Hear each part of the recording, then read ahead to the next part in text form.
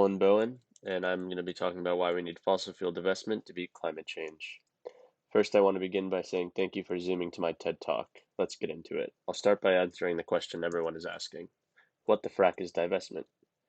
So divestment is the opposite of investment. It simply means to pull money from a place it is currently invested. It also helps us to explain what divestment is not. Divestment is not a means of breaking the bank of the fossil fuel industry. Studies have shown that the direct impacts of fossil fuel divestment are likely to be limited in a monetary sense. So why divest at all? Well, the impacts take shape in more indirect ways. Let's wind back the clock. The two main historical precedents for the fossil fuel divestment campaign are divestment from companies that traded or had operations in apartheid South Africa in the 1980s and divestment from tobacco companies in the 1990s. Our university participated in these global divestment movements, and the impacts were clear. Stigmatization led to a loss of social capital, which led to restrictive legislation. Many say that apartheid divestment was important in beginning the conversation on deconstructing the apartheid state.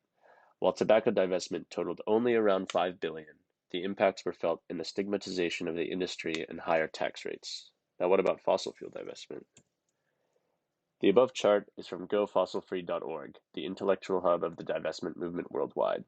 As of 2019, over 1,000 institutions have divested their assets from fossil fuels entirely, representing over 14 trillion in assets.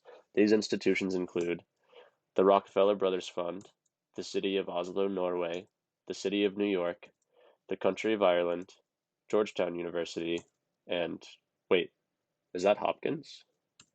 So apparently Johns Hopkins has also divested. So why am I presenting? Wait a minute, what does that say? So it turns out that Hopkins chose to divest its holdings in major coal producers only. What is meant by major? The Board of Trustees, who ultimately make the divestment decision, elected to divest from funds for which 35% or more of their assets were held in companies who generate 35% or more of their profits from the production of thermal coal, that is, coal used to generate electricity. Why did they choose to divest only from thermal coal? Why 35%? How was Refuel Our Future involved? Why do we need full divestment?